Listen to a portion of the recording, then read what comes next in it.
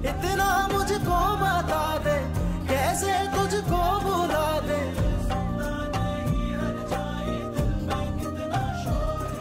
कि वो कौन है? मैं अच्छी तरह जानती हूँ आप किसी की खैर ख्वाह नहीं है, इसलिए मेरे साथ ना ये चौंचलेबाजी करना बंद कर दें आप, जिससे घर वालों को लगे कि आपको मेरी फिक्र है और आप मुझसे पुरखलूस हैं। बेटी कहाँ है तुझे? कहा क्या दिल से माना है? अच्छा चाहती हूँ, तेरा भला चाहती हूँ। हाँ, ये अलग बात है कि तू अपने ससुराल वालों के कहने में आकर ना मेरे खिलाफ हो जा, लेकिन मुझे तेरी फिक्र रहती है। आपकी फितरत में किसी की भलाई नहीं है, आप सिर्फ अपने फायदे के लिए मुझे इस्तेमाल कर रही हैं। तुझे तो सब पता चल गया।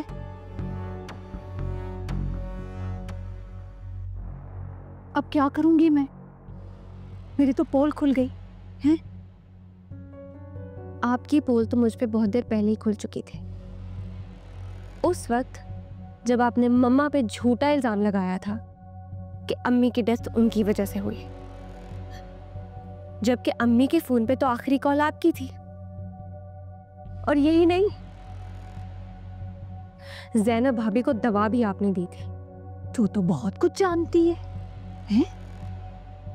लेकिन क्या ये जानती है कि इस घर में किसकी वजह से? मेरी वजह से। ना मैं अहमद को पढ़ाने के लिए तुझे बुलाती, ना असद की तुझ पे नजर पड़ती। पता है कहाँ होती? उस बदबूदार मोहल्ले में मामूली से घर में मामूली जिंदगी गुजार रही होती उस पागल मंगेतर के साथ। एहसान मानो तुम मेरा कि आज मेरी वजह से इस घर में हो। मैंने ऐसे हालात बनाए कि तुम्हारा और असद का ताल्लुक बना और ये शानदार जिंदगी गुजार रही है तू। क्यों किया आपने ये सब? क्या फायदा था आपका? फायदा तो बहुत हुआ, आगे भी होना था, पर क्या करें, तू ना जरूरत से ज्यादा चालाक निकली। खैर, मैंने तो जो काम लेने थे तुझसे ले लिए, जितना फायदा उठाना था ना उठा लिया। अब मेरे लिए है तू यूजलेस। पर हाँ, एक बात याद रखना, अगर ना असद की जिंदगी में मैं तुझे ला सकती हूं तो निकाल भी सकती हूं।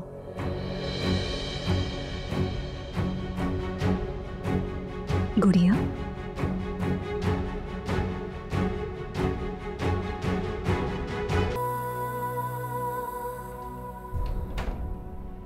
क्या चल रहा है उरूसा ये सब?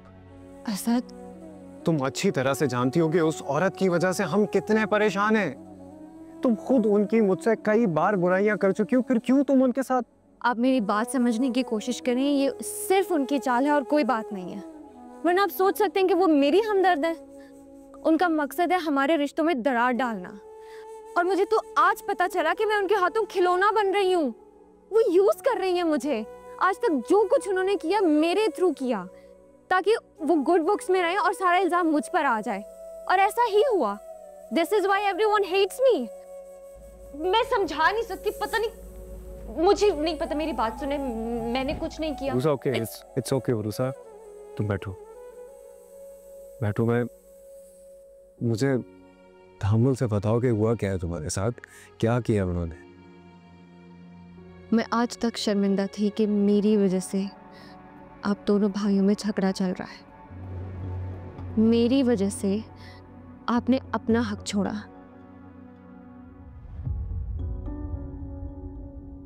पर ये सब तो नौशीन आंटी ने करवाया।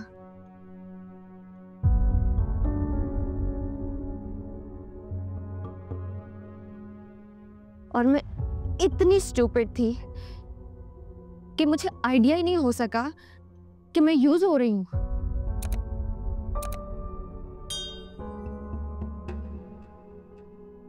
असद वो इस घर में दरार डाल रही है,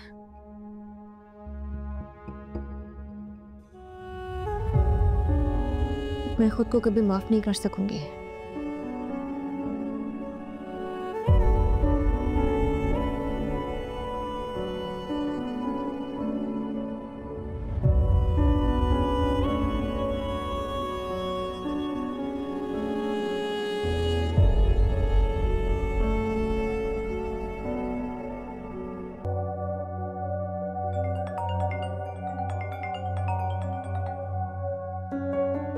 हेलो, बोलो। आपको 2 दिन का टाइम दिया था ना मैंने। मेरे पैसे वापस करेंगी कल के नहीं? धमका तो ऐसे रहे हो मुझे जैसे कोई गुंडे हो। अगर तुम्हें कुछ करना होता ना अहमद, तुम बहुत पहले कर चुके होते, ऐसे मेरा सर ना खा रहे होते। कर तो मैं बहुत कुछ सकता हूँ, और मेरा दिल भी था कि फहद भाई को आपकी सारी असलियत बता दूं, मगर मैंने सोचा कि अनूसा आप खुद ही बता देगी, क्योंकि मेरी लड़ाई आपसे सिर्फ मेरे शेयर्स की हद तक है। उम्मीद है कि वो जल्दी आप वापस कर देंगी।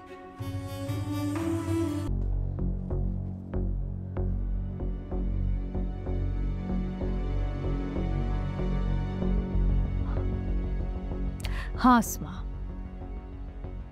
क्या किया फैसला? कब दोगी हमें हमारा हिस्सा?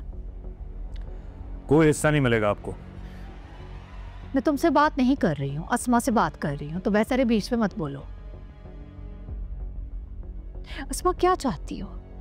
मैं अपना हक लेने के लिए कानून के पास जाऊं? क्या रह जाएगी इज्जत हमारे खानदान की? अनम की खुला का केस पहले ही कोर्ट में लगा हुआ है, और फिर मैं चली गई तो क्या रह जाएगी जावेद साहब की इज्जत? तुम्हें जरा सी भी शर्म नहीं आती नौशीन?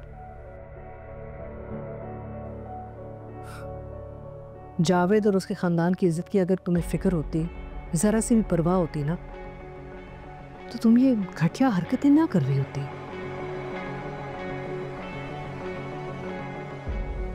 ना जाने जावेद ने कौन सा रूप देखा था तुम्हारा। मुझसे उन्होंने इल्तिजा की थी कि मैं तुम्हारी जिम्मेदारी उठाऊं, तुम्हारा ख्याल रखूं, क्योंकि तुम कमज़ोर हो, अपना ख्याल तुम रख नहीं सकती। लेकिन मुझे तो ऐसा नहीं लग रहा। मुझे तो लगता है कि तुम अपना खूब ख्याल रख सकती हो। काश बाबा आप जिंदा होते और देखते क्या चीज है ये। खुद तो चले गए, पर हमें इस ना खत्म होने वाले अजाब में डाल दिया। मेरी बात ना कान खोल के सुन लो मैडम, उस पैसों पर तुम्हारा कोई हक नहीं है। लॉयर से बात कर ली है मैंने। जाओ अदालत के दरवाजे खटखटाओ, जवाब मिल जाएगा तुम्हें। जी सर, आपको किससे मिलना है? बताते हैं आपको, बताते हैं। जी बताएंगे आपको मिलना किससे सर? जी मिस सजल, जी, आप लोग यहाँ क्या कर रहे हैं? हम आपको अरेस्ट करने के लिए आए हैं। हथकड़ी लगाओ इनको। क्या मतलब? मेरी बात तो सुने। क्यों अरेस्ट कर रहे हैं? छोड़े, मेरी बात तो सुने। बीबी, आपने जो कुछ भी कहना है पुलिस स्टेशन में जाके कहिएगा। लेकिन मुझे जानने का पूरा हक है कि मेरा कसूर क्या है। आपके छोटे भाई अहमद जावेद ने आपके खिलाफ गबन का केस किया है, और उसका दावा है कि आपने उसके शेयर धोखे से फरोख्त किए हैं। झूठ बोल रहा है वो। बीबी, झूठ और सच का फैसला अदालत करेगी। हमारा काम सिर्फ मुलजिम को पकड़ना है। लेकर इनको। एक मिनट, मुझे कॉल करने दे। छोड़े। नहीं, इसकी इजाजत नहीं होगी आपको। लेकर इनको। क्यों नहीं होगी इजाजत? वकील से बात करना मेरा पूरा हक है। ठीक है, आप रास्ते में कॉल कर ले। लेकर इनको।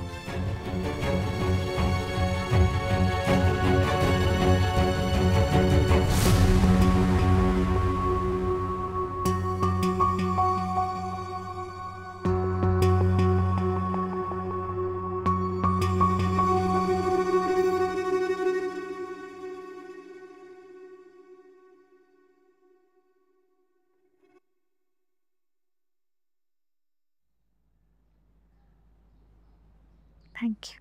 आपकी शुगर बहुत ज़्यादा लो है इस वक्त, ऐसा ना हो कि आपकी तबीयत ज़्यादा ख़राब हो जाए तो आपको हॉस्पिटल लेकर जाना पड़े।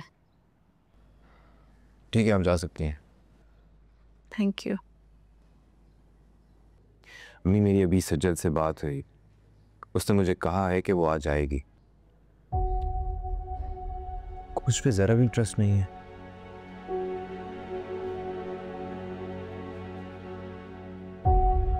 ये देख, ये लास्ट कॉल। बात हुई है मेरी से, जिनसे झूठ नहीं बोल रहा हूँ।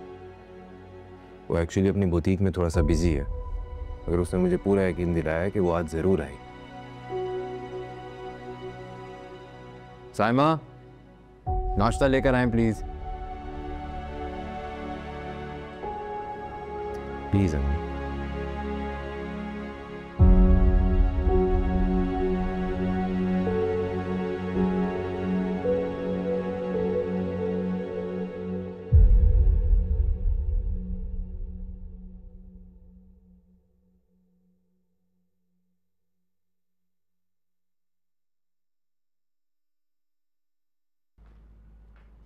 Thank you. आपसे एक बात पूछूं? पूछो।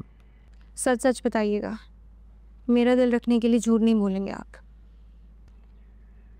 तुम अच्छी तरह से जानती हो कि मैं झूठ नहीं बोलता और ना ही झूठ बोलने वालों को पसंद करता हूँ। अब पूछो, क्या पूछना है? क्या आपके दिल में एक बार भी ख्याल नहीं आया कि मैं नौशीन आंटी की साजिश का हिस्सा हो सकती हूँ? पर मतलब जो कुछ हो रहा था प्री प्लान था, मुझे कुछ नहीं पता था, लेकिन आपके दिल में तो मेरे लिए शुबात पैदा हो सकते हैं ना? मेरे दिल में तुम्हारे लिए सिर्फ मोहब्बत है रुज़ा, और हमारा मिलना हमारा मुकद्दर था। लिहाजा अगर वो कोई भी प्लानिंग कर रही है तो दर हकीकत किस्मत के लिखे के ऐन मुताबिक हमारी ही हेल्प कर रही हैं हमें मिलाने में।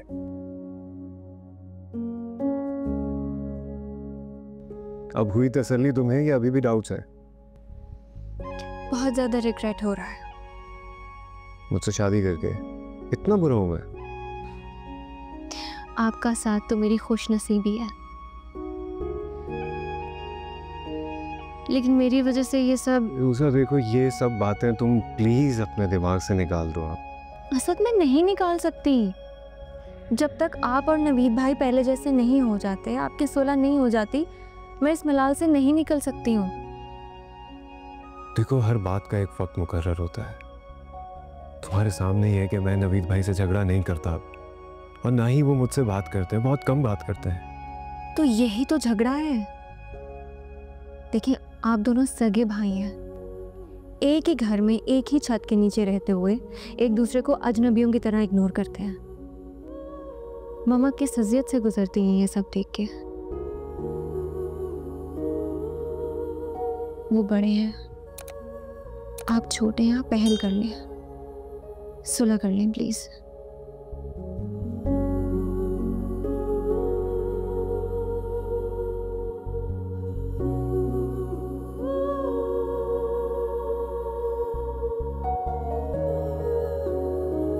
मैं तुझे ही फोन कर रही थी, कहाँ था तू? क्यों बताऊं? तूने बहन के खिलाफ पर्चा कटाया है? तो और क्या करता? मेरे पैसे सीधे तरीके से तो दे नहीं रही थी, मुझे यही मुनासिब लगा, मैंने अंदर करा दी। शर्म कर, बहन है वो तेरी। और मेरा कोई ताल्लुक नहीं है उससे। अब तो वो एक धोखेबाज और फ्रॉडिया औरत है, ठीक है? मेरा ट्रस्ट तोड़ा है उसने और मेरा हक छीना है। तेरे ट्रस्ट की ऐसी की तैसी। सीधा चल मेरे साथ पुलिस स्टेशन, छोड़ा उसे। मैं नहीं जा रहा, अब तो मैं उसको अदालत में घसीटूंगा, देखना आप। मत मत। क्या करूं मैं इस लड़के का?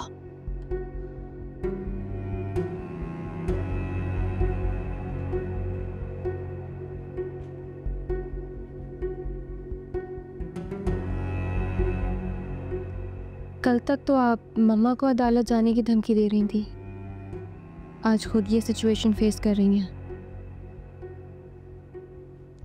शायद इसी को मकाफात अमल कहते हैं नौशीन आंटी।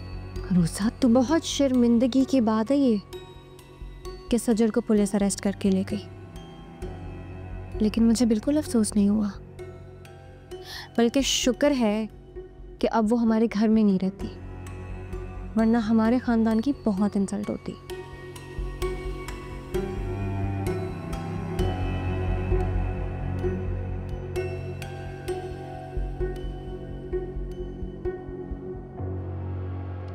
उड़ ले तू जितना हवा में उड़ना है तुझे। मुझे इस मामले से निकलने दे जरा, कतरती हूं मैं तेरे पारा। पहले तो अस्मा को दुख दे के मुझे सुख पहुंचता था ना, अब उससे पहले मेरे निशाने पे तो है।